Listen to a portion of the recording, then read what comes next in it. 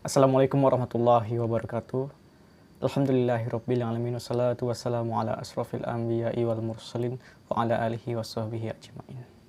Alhamdulillah, kita kembali bersyukur pada Allah Subhanahu wa taala hingga pada hari ini kita diberikan kesabaran, diberikan ketabahan menghadapi pandemi COVID-19. Semoga kita semua terlindungi oleh penyakit yang akan membawahi negeri ini, dan semoga anak-anak Abah tetap senang, bahagia selalu. Jangan lupa ketika keluar rumah memakai masker, masuk tangan, dan jaga safety-nya agar kesehatan kita terjaga.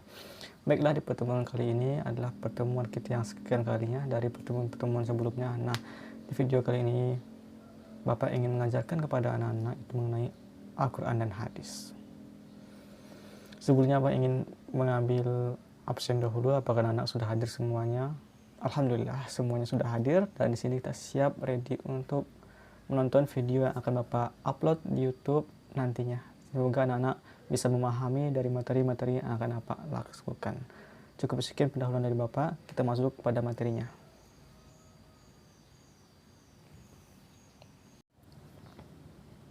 Hari ini kita akan kembali membahas PAI kelas 10 untuk tingkat SMA SMK sederajat tentang Al-Quran dan hadis adalah sebagai pedoman hidupku. Yang akan kita bahas pertama adalah Al-Quran, yang kedua Al-Hadis, yang ketiga Ijtihad, yang keempat pembagian hukum Islam, dan terakhir merupakan perilaku mulia. Sebelum kita lanjut ke video pembahasan, jangan lupa subscribe dan aktifkan notifikasi loncengnya supaya tidak ketinggalan video terbaru dari Bapak. Kita masuk pada pembahasan pemateri yang pertama tentang Al-Quran. What is Al-Quran? Al-Quran dari segi bahasa berasal dari kata qoro'a, yaqra'u qira'atan Qur'anan, yang berarti sesuatu yang dibaca atau bacaan. Sedangkan pengertian istilahnya adalah kalamullah yang diturunkan kepada Nabi Muhammad SAW dari bahasa Arab dan sampai kepada kita secara mutawatir. Ditulis dalam mushaf, mulai dengan surah Al-Fatihah, diakhiri dengan surah An-Nas, yang membacanya adalah sebagai ibadah bagi kita dan sebagai mukjizat bagi Nabi Muhammad SAW dan sebagai hidayah dan petunjuk bagi umat manusia.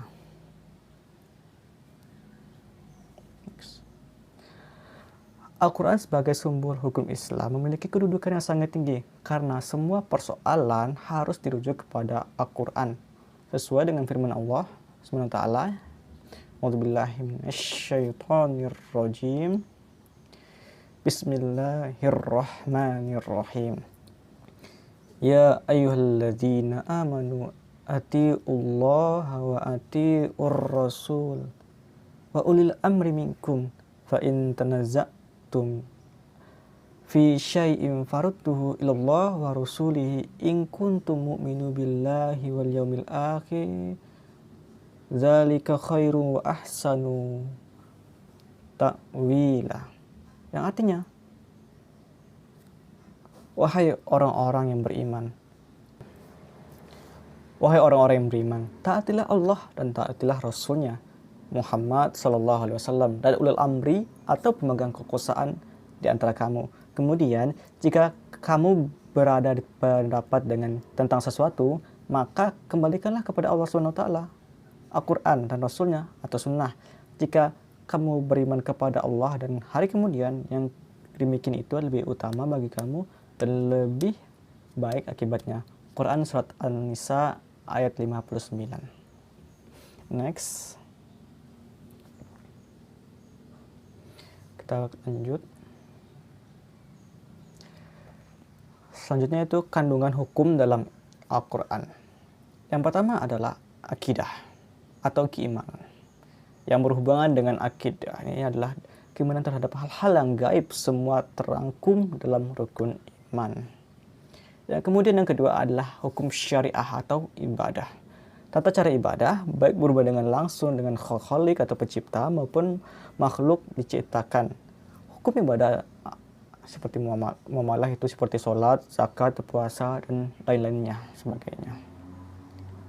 Sedangkan muamalah itu seperti jual beli, minjam-minjam, pernikahan, dan lain sebagainya. Kemudian kandungan hukum Islam yang ketiga adalah budi pekerti. Jadi Al-Quran tidak hanya membahas mencakup tentang akidah, akhlak, syariah, tapi juga membahas akhlak. Karena Al-Quran juga menuntun bagaimana seharusnya manusia berakhlak atau berperilaku baik kepada Allah SWT, kepada semua manusia, dan terhadap makhluk yang lainnya. Next.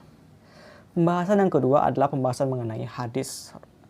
Pengertian hadis secara bahasa adalah perkataan atau ucapan. Menurut istilah, hadis adalah segala perkataan, perbuatan, ketetapan atau takrir yang dilakukan oleh Nabi Muhammad SAW.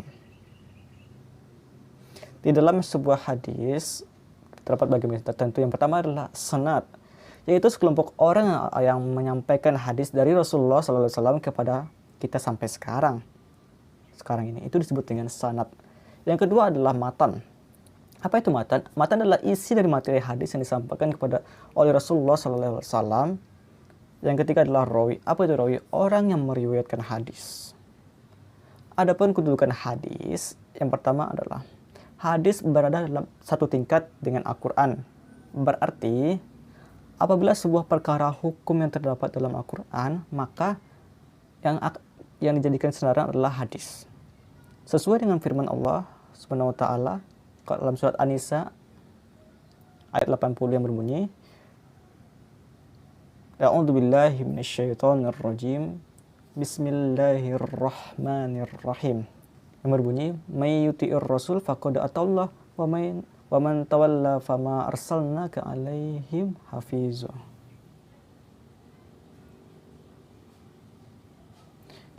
Yang artinya, barang siapa yang mentaati Rasul atau Muhammad, maka sesungguhnya ia telah mentaati Allah. Dan barang siapa yang berpaling darinya, maka ketahuilah kami tidak mengutusmu Muhammad untuk menjadi pemelihara mereka. Quran surat An-Nisa ayat 80. Next.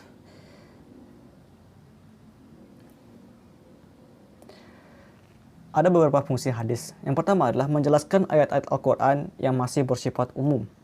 Salah satu contohnya adalah perintah sholat. Dalam Al-Quran, perintah sholat masih bersifat umum, sehingga diperjelas dengan hadis-hadis Rasulullah, baik itu bilangannya, jumlah rakaatnya, dan lain sebagainya. Yang kedua fungsi hadis memperkuat pernyataan yang ada dalam Al-Quran. Yang ketiga, menerangkan maksud dan tujuan dari ayat. Yang keempat, menerapkan hukum baru yang tidak terdapat dalam Al-Quran. Itu fungsi dari hadis Rasulullah SAW. Macam-macam hadis dari segi perolehan ada 3 bagian.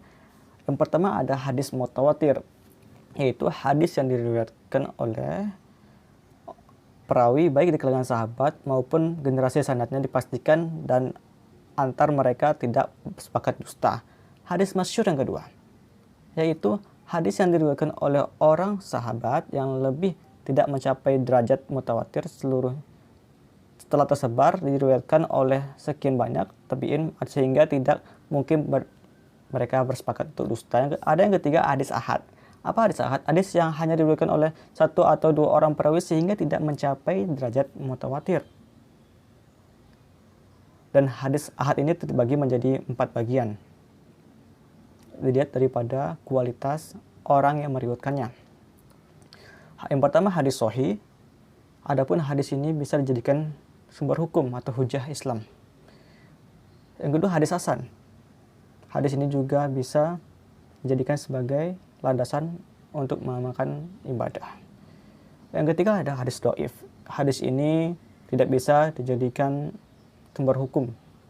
Yang keempat itu ada hadis maudhu. Hadis yang bukan bersumber dari Rasulullah SAW sehingga disebut dengan hadis maudhu. Masuk pada pembahasan yang ketiga itu ijtihad. Pengertian ijtihad dari segi bahasa berasal dari kata ijtihada yajtahidu ijtihadan, yang berarti mengerahkan segala kemampuan bersungguh-sungguh, mencurahkan tenaga atau bekerja secara optimal. Menurut istilah, ijtihad adalah mencurahkan segenap tenaga dan pikiran secara sungguh-sungguh dalam menerapkan suatu hukum. Adapun orang yang melakukan ijtihad disebut dengan mujtahid. Ijtihad sangat tergantung pada mujtahid. dimungkinkan hasil ijtihad antara satu ulama dengan lainnya adalah sumbernya menghasilkan sumber hukum yang berbeda. Maka dari itu, Islam menganjurkan untuk melakukan ijtihad, yaitu orang yang memiliki pengetahuan yang sangat luas dan dalam, yaitu orang yang memiliki pemahaman mendalam tentang bahasa Arab, ilmu tafsir, ilmu fikih, dan takhrij. Yang ketiga, memahami cara merumuskan hukum atau istinbat. Yang ketiga, memiliki keluruhan akhlak yang mulia.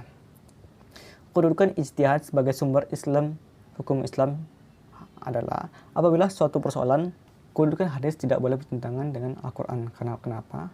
Hadis Rasulullah SAW bersabda, Rasulullah SAW yang artinya, dari Amr bin As, sesungguhnya Rasulullah SAW bersabda, apabila seseorang hakim berijtihad dan memutuskan suatu persoalan, ternyata ijtihadnya benar, maka ia mendapatkan 2 pahala. Dan apabila dia berijtihad kemudian ijtihadnya salah, maka ia mendapat 1 pahala.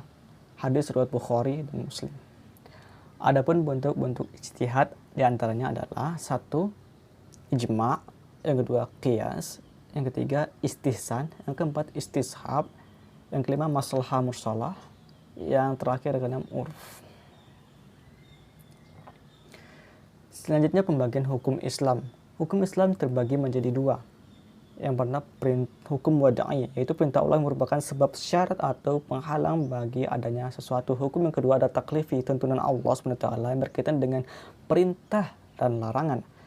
Hukum taklifi yang pertama adalah wajib atau ijab atau wajib, atau hukum Allah yang harus dikerjakan. Dalam konsekuensinya, kalau kita tidak kerjakan maka tidak dapat pahala, kalau dikerjakan tinggalkan mendapat dosa, seperti sholat, puasa, zakat, dan lain sebagainya. Yang kedua adalah sunnah atau mandub, yaitu tuntutan bagi kita untuk melakukan perbuatan dengan konsekuensi apabila dikerjakan mendapat pahala, apabila kita tinggalkan tidak mendapat apa-apa, tidak mendapat dosa. Contohnya seperti sholat sunnah rawatib, sholat sunnah duha, dan lain sebagainya. Yang ketiga adalah haram atau tahrim, yaitu larangan untuk mengerjakan atau memperbuatan itu dengan konsekuensi apabila dikerjakan kita mendapatkan dosa, dan apabila ditinggalkan, itu sebaliknya, kita akan mendapatkan pahala dari Allah Subhanahu wa taala.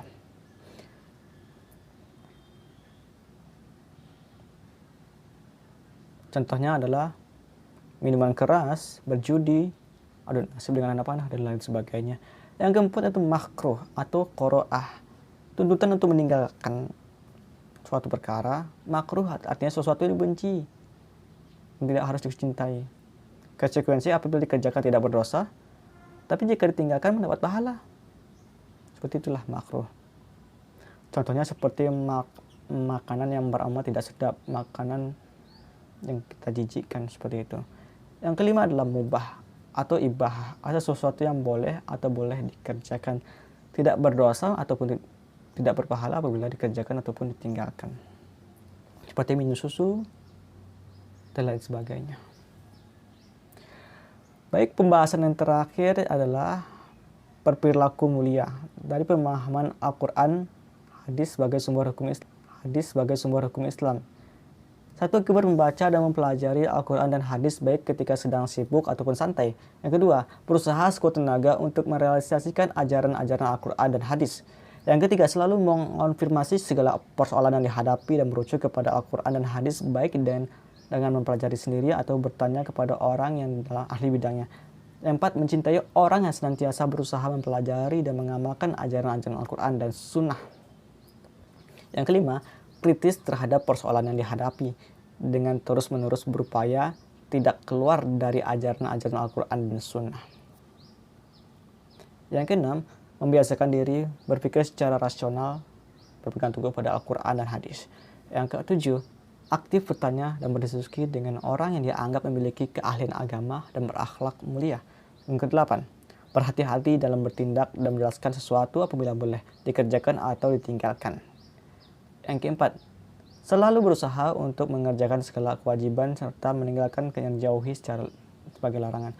Yang ke-10, membiasakan diri untuk mengerjakan ibadah-ibadah sunnah sebagai upaya menyempurnakan ibadah wajib karena khawatir belum sempurna. Oke, cukup sekian pembahasan kita kali ini kelas 10 untuk tingkat SMA dan SMK Sudrajat tentang Al-Quran dan Hadis adalah pedoman hidupku. Semoga bermanfaat. Jazakallahu khairan. Jangan lupa di subscribe dan aktifkan notifikasi loncengnya, like dan share ke teman-teman, dan share sebanyak-banyaknya. Kita akhiri dengan doa kafaratul majelis. Subhanakallahumma bihamdika astaghfiruka wa atubu ilaik. Sekian, assalamualaikum warahmatullahi wabarakatuh.